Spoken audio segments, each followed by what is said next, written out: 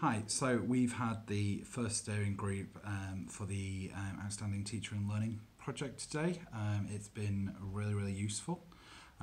We had a lot of people there. We had people from Software City. We had Melanie from Creative Skills. We had Alex from Proto. It was, super useful. Lots of input from them on how we can sort of develop this project further. One of the main things that is a relief to hear is that there should be a lot of buy-in from local SMEs, both in and out of the creative tech sector, of how we could potentially use this incubation studio. So that's been like super useful. One of the main things that I think we need to do for a next step is get together some form of employer like forum. So we're thinking of hosting a dinner for a select number of employers who may be able to help us in the future for this, and just see what we can offer them and how they can contribute. Excuse me. This is hideous, by the way. I hate seeing myself on video, but we did say we'd do video diaries. One of the things that I think was sort of good from Sharon, from the AOC's point of view, was that she was able to sort of bring everyone up to speed on what T levels are, and one of the things that's coming out of it is that we would need to establish like an SME of our own if we wanted to use Proto. So that's something to definitely look into.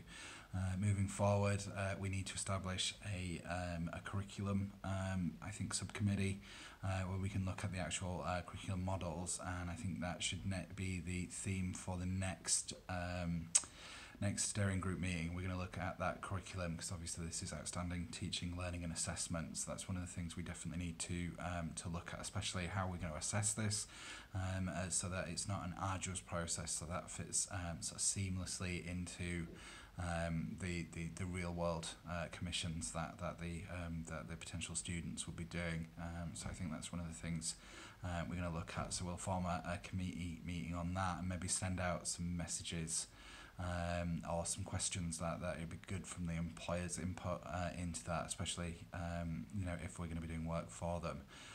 That was one of the things, again, just to reiterate that I was really pleased. Both Jenny, who's from Digital Catapult for Tyne and Tees Valley, was saying is that there's definitely the appetite out there, especially for like us almost outsourcing like prototyping and work.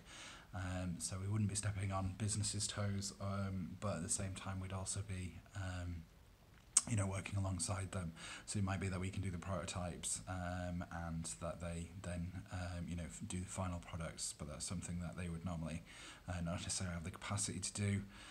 One of the other things we might be able to do is for non-tech companies is we can do sort of prototypes for what is possible, so almost like concepts, and then Alex and Proto at the Digital Innovation Centre would be able to then sort of go, if you want this taken to a commercially viable product that could go out in the real world, then these are the guys who could do it. So again, that's a way, so we're almost like a conduit between different sectors, and that would be potentially really, really useful for all of us, and again, one of the things that was fed in from Ivan, our own business development director here at Gateshead College, and from some of the others is, that there's this need, this like kind of want for the technical skills are done, but one of the things that there is a need for is the soft skill, the business skills, which again is one of the things we've always wanted it to be as a major part of this project. So it was really nice to actually have that confirmation of what we've thought from within the organisation, within an educational environment,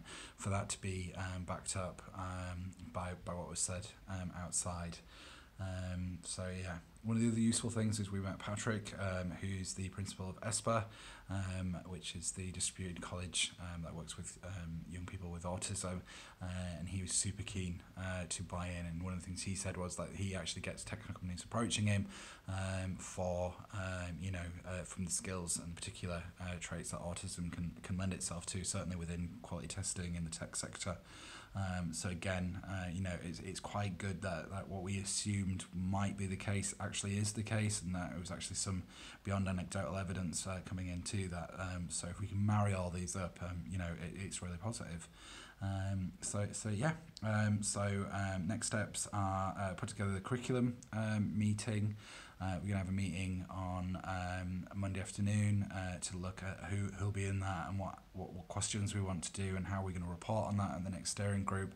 I'm going to contact our educational partners and see if they want to buy in, particularly with some of the potential CPD ESPA have said they put on to help staff who work with autism, not with autism, with people on the autistic spectrum, should I say. And then basically get that sort of business meeting together where we maybe have an evening event where we can get some employers on board and see what they can offer and what we can offer them and how it can be all mutually beneficial. So like I say, it's the 11th of May. This was our first steering group for the Outstanding Teaching, Learning and Assessment project, and it went very well. So that's me. Thank you. Bye bye.